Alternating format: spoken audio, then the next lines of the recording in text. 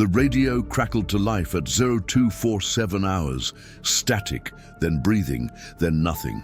Staff Sergeant Marcus Chen stared at the comms equipment in the Combat Operations Center at Forward Operating Base Ghazni, eastern Afghanistan. The breathing came again, slow, deliberate, like someone trying very hard to stay quiet. Firewatch 2, this is COC. Radio check. Over. More breathing. Chen felt something cold trace down his spine. He'd been running night watch for 8 months. You learn to trust your gut in this job. Right now, his gut was screaming. Firewatch 2, respond immediately, or we're sending QRF. The quick reaction force was already gearing up in the next tent. Chen could hear them pulling on body armor, the metallic click of magazines being loaded. But something told him they wouldn't find anyone. Not anyone alive, anyway. Let me take you back 6 hours. Because what happened to Private First Class Daniel Ostrowski didn't start when he disappeared. It started when the sun went down and the old men in the nearby village stopped looking at the American patrol base. Just stopped. Like they knew something was coming and didn't want to see it arrive. Ostrowski was 22 years old. Fresh-faced kid from Wisconsin with the habit of volunteering for the worst shifts. Some guys thought he was trying to prove something, others figured he just couldn't sleep. Afghanistan does that to you. The silence gets loud. Your own thoughts get louder. So you volunteer for Firewatch, where at least you have a job to keep your mind occupied. Scanning sectors, checking the perimeter, reporting in every 30 minutes like clockwork. He'd signed out his gear at 2100 hours, standard loadout, M4 carbine with thermal optic, night vision monocular, radio with fresh batteries. They'd watched him walk to Tower 3 on the southeast corner of the base, watched him climb the wooden ladder, watched him wave once before settling in behind the sandbags. That was the last time anyone saw Daniel Ostrowski with their own eyes. His first radio check came through at 21:30. Clear, professional. COC, Firewatch 2. Sector Southeast clear. No movement, no thermal signatures beyond the wire. By midnight, his voice had changed. Chen noticed it immediately. There was an edge to it, a tightness. COC, Firewatch 2. Something's off out here. Define off, Firewatch 2. Long pause. Wind buffeting the radio. Then, the dogs stopped barking. All of them. The village dogs. They were going crazy an hour ago, and now, nothing, complete silence. Chen had made a note in the log. He'd been in country long enough to know that dogs don't just stop barking in Afghanistan, not all at once, not unless something scared them badly enough that survival instinct overrode territorial instinct. But what could do that?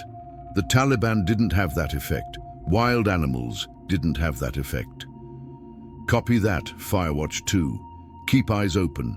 Report any movement. Roger! But COC, I'm telling you, man, something's wrong. It's too quiet. Even the wind sounds weird. Even the wind sounds weird. Chen would replay those words in his head for years afterward.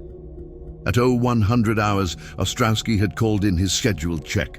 His voice was different again, quieter, like he was trying not to be heard by something close by. COC, Firewatch 2, check complete, sector clear. You doing okay out there, Firewatch 2? Another pause, longer this time. Yeah, I'm good. Just, do you hear that on your end? Hear what? That humming sound, low frequency, like someone's throat singing. Can you hear it through the radio? Chen had pressed his headset tight against his ears. Nothing but the usual static and the sound of Ostrowski's breathing. Negative, Firewatch 2. Not picking up anything unusual on comms. It's getting louder. It's coming from the village side, multiple sources. Like there's people out there humming in unison, but I can't see anyone on thermal, nothing, just empty buildings and that sound. Chen had checked the thermal feed from the tower camera. Ostrowski was right. No heat signatures, no movement. Just the ghostly green-white glow of cooling mud buildings and empty streets. Probably acoustics playing tricks, Chen had told him. Sound carries weird in the desert at night. Might be hearing a generator from the village. Their generators don't work. Haven't for weeks. We know this. He was right. They did know this. The village generator had been broken since late September. That was why the streets were so dark at night. That was why the locals went to bed with the sun. At 01:30, Ostrowski had missed his check-in. Chen waited 5 minutes, standard protocol. Sometimes guys got distracted, sometimes nature called, sometimes the radio batteries died even though you just changed them. But at 01:37, Chen had called it in. Firewatch 2, this is So-Si, you missed your check, respond. Nothing. Firewatch 2, if you can hear this, key your radio twice. Static. Then, very faintly, 2 clicks. He was alive. He could hear them. But he couldn't talk or wouldn't talk. Firewatch 2, if you're in duress, key 3 times. Pause, then 3 clicks, slow, deliberate. Click, click, click. That's when Chen had woken up Lieutenant Morrison. That's when the QRF started gearing up. That's when everything started moving very fast. But before they could mount up, before they could grab their weapons and sprint toward Tower 3, the radio crackled again. "Kiosi, it's in the tower with me." Ostrowski's voice was barely a whisper, high-pitched, terrified, the kind of fear you only hear once or twice in your life if you're lucky, the kind that means something has gone fundamentally wrong with reality. "Say again, Firewatch 2. What's in the tower?" "I don't know. I can't see it. It's behind me. I can hear it breathing. It sounds like... God, it sounds like it's trying to imitate breathing. Like it doesn't really need to breathe, but it's copying me. Every time I breathe in, it breathes in. When I hold my breath, it stops. When I start again, it starts again."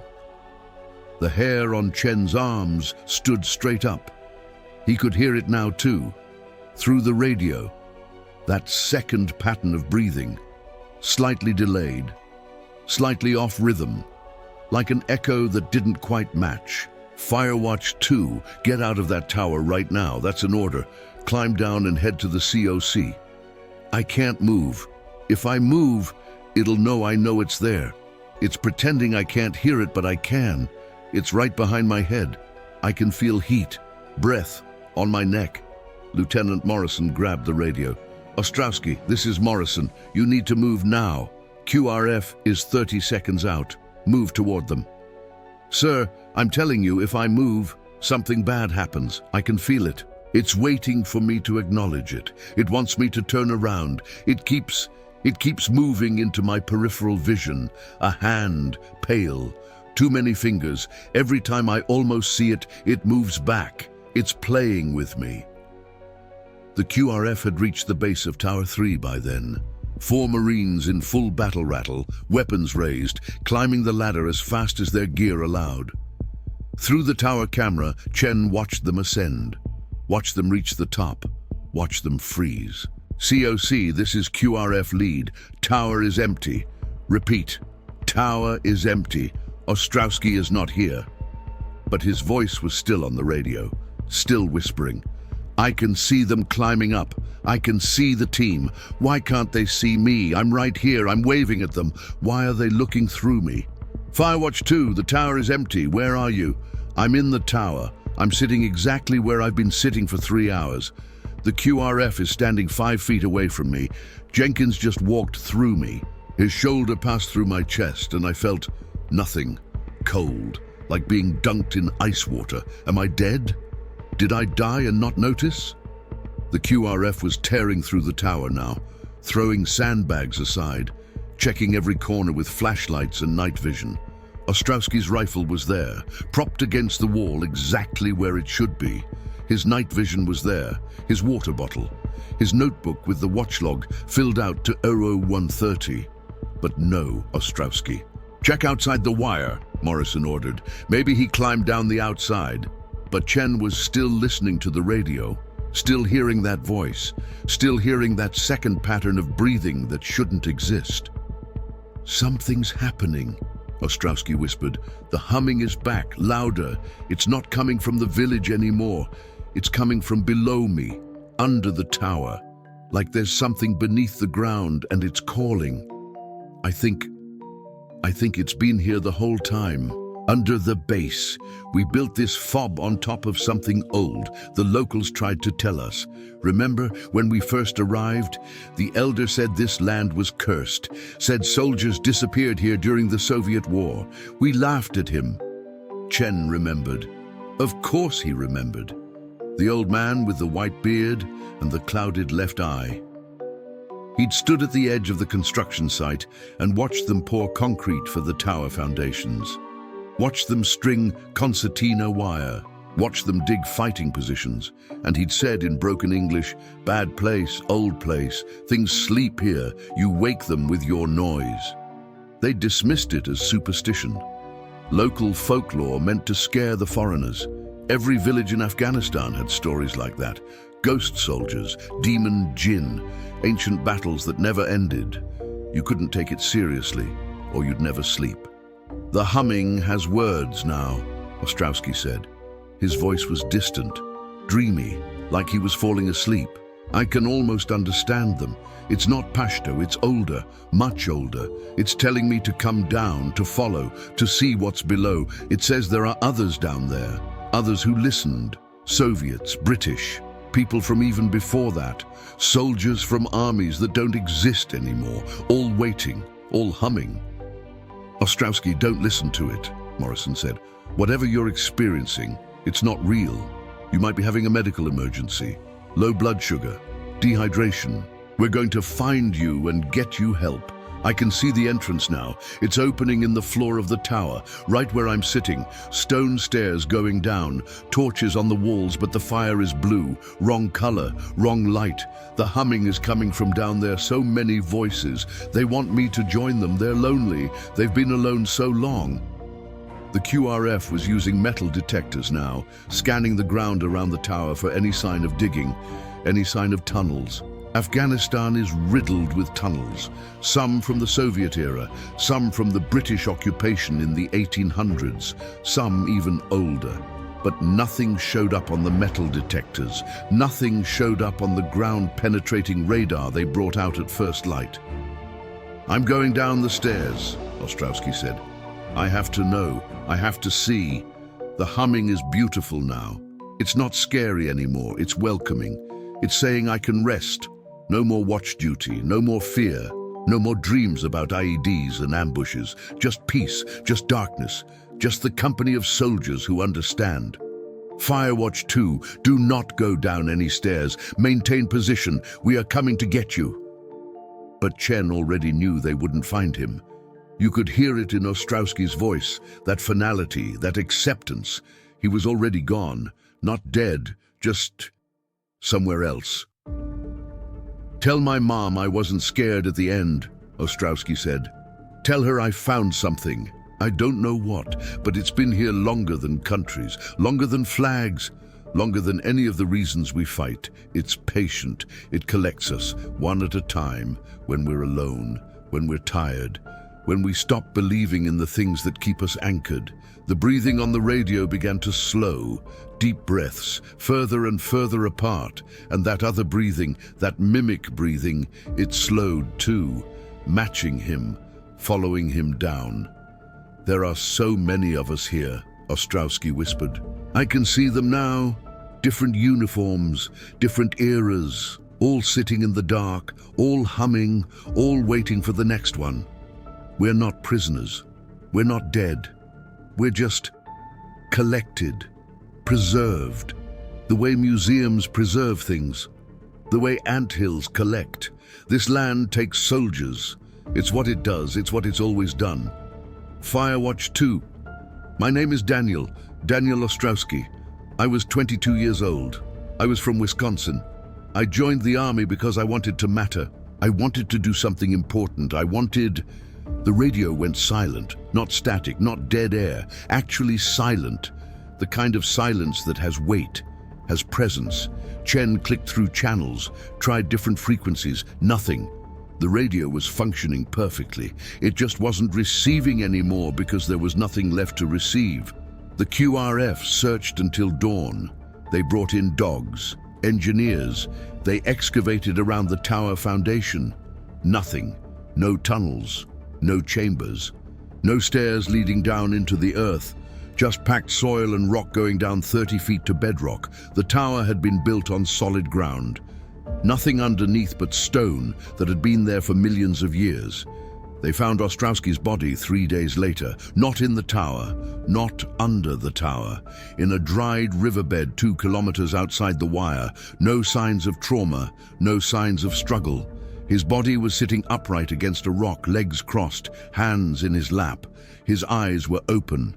His face was peaceful, like he'd sat down for a rest and simply decided not to get back up. The autopsy showed nothing.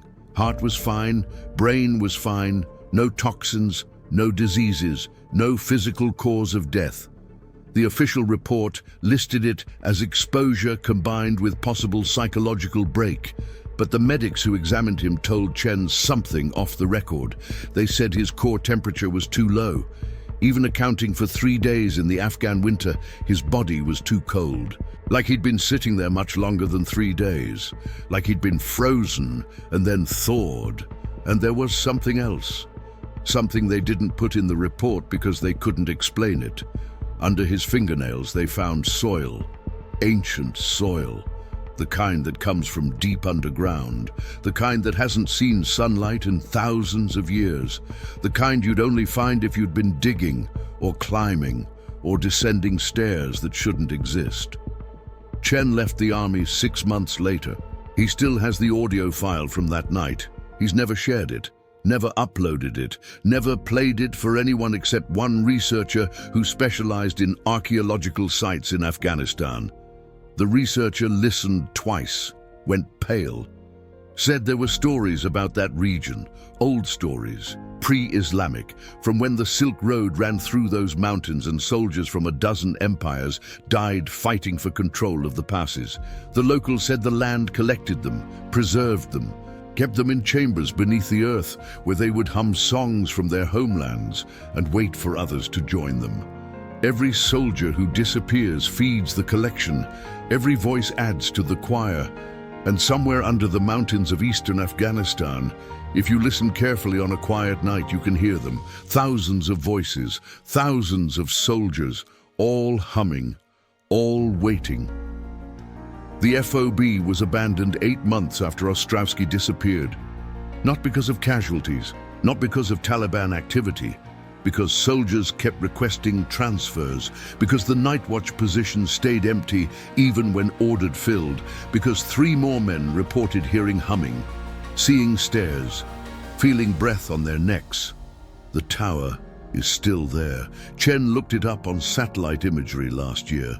You can see it from space, a small wooden structure on a patch of cleared ground, empty now. No one standing watch, no one climbing the ladder. Just an empty platform where a 22-year-old kid from Wisconsin sat down one night and heard something singing beneath his feet. If you're in the military and you're reading this, do me a favor. When you're on watch and everything goes quiet, when the dogs stop barking and the wind sounds wrong, when you hear something that might be humming from beneath the ground, don't listen too carefully. Don't try to make out the words. Don't look for the stairs. Because the land is still collecting. It's patient, it has all the time in the world, and it's always listening for the next soldier who's tired enough, lonely enough, lost enough to hear it singing back. Drop a comment if you've ever experienced something like this on duty. Hit subscribe because we're diving into more documented cases of soldiers encountering things that shouldn't exist. And if you're currently deployed and you're watching this on a night shift, maybe keep the volume low. You never know what might hear you listening.